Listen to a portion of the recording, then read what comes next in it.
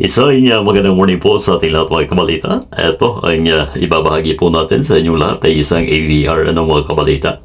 Mga kaibigan, at ang problema po nito ay wala pong output voltage. Ayan sinusukat po natin ang dalawang outlet pero wala po. Meron dito sa ating outlet na ordinaryo ay meron. Ibig sabihin may problema po ang ating AVR na ito. Kung hindi po tayo nagkakamali, ito po yung tinatawag na induction voltage regulator mga kaibigan, na may top switch doon sa ibabaw, at yun po ang kusang nag-off at nag-on once na nakasense ng kakaibang appliances. Siguro yung may problema mga kaibigan. So dito ay na-observe ko dito mga kaibigan, tinuro po sa atin na may-ari ay yung outlet, yung ayan yung saksakan po natin ng output ay talagang napakaluwag mga kaibigan. Eto na, open na po muna natin at para makita natin, ayan yung top switch na sinasabi mga kaibigan at yan ay nagtuturn ng 90 degrees mga kaibigan. Ang pagkakaalam ko po dito, once na nakasense na may problema ang ganitong unit, ay kusa po siyang mag-off. Mapupunta doon yung top switch na yan sa link kung saan wala pong output voltage mga kaibigan, in short. So ang ginagawa po natin ay pinipihit ng konti mga kaibigan, yun lamang, at pagkatapos po niyan ay pa-plug-in ko na po Hindi ko malaman kung bakit hindi nag-automatic siya mag-turn on, pero yung turn on ay nahihirapan po siya mga kaibigan. Yan lamang ang base sa ating experience sa paggawa. Yan pumitik to po mga kaibigan. Pagka walang link doon sa natapatan niya po mga kabalita, ay hindi po magkiklik ang relay natin. That's why wala po tayong output voltage na mababasa dyan sa ating outlet mga kaibigan. So this time ay itas natin ulit at kuhanan po natin ng measurement ang ating outlet mga kaibigan.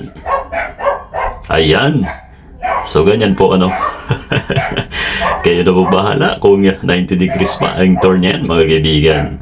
Eto na, 220 po yan yun. So eksakto na po ang nilalabas ng mga kabalita. At yung kabila ay hanapan din po natin. Itong isa na to na sinaksakan po natin yan, ang sira ay outlet na yan mga kaibigan. Yan po ay ating isusunod so ganun din ang kabila okay na din po ang reading mga kaibigan.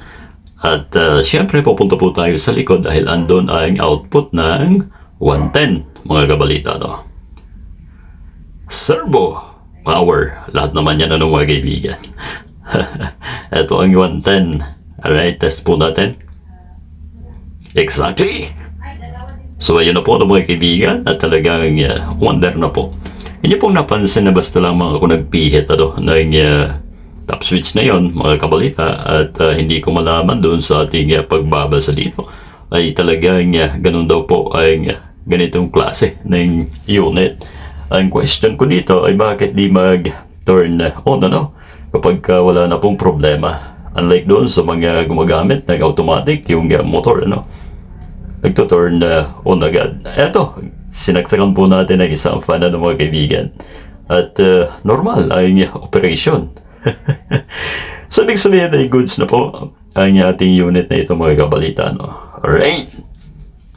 Siyempre, konting tulong po yan doon sa mga kaibigan po natin na gumagamit nito sa inyong mga appliances mga kabalita. Yun lamang po ang ating ginawa. Wala po tayong pinalitan ultimo dito sa ating outlet. Yan po ang dahilan siguro kaya nag-malfunction ang ating AVR na ito mga kaibigan. Isang pagkakamali dito ay talagang mag-off ay yung switch natin na yun mga kaibigan. May na-sense na problema, wika nga po.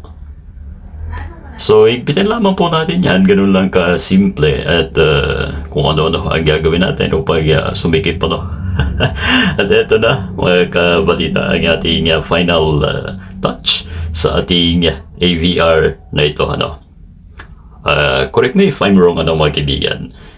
induction voltage regulator po ito. Ano? Iba dito yung automatic, yung electronics voltage regulator dahil motor naman po ang nagpapagana doon. Ano? Ito, may bearing po yan sa gitna at yun yung rotor ano, at yung iikot, yun naman ang movable parts po natin, ano, mga kaibigan. Pasensya na, hindi tayo expert sa ganitong klase ng mga AVR. Ang atin lang ay yung simple na paggawa ay naibahagi po natin sa inyong lahat ng mga kaibigan. Okay? So, again sa muli po nating vlog, ano, mga kaibigan. At sa mga hindi pa naka-follow, naka-subscribe sa atin, ayun, follow nyo na po ang Kabalita TV, ano, mga kaibigan.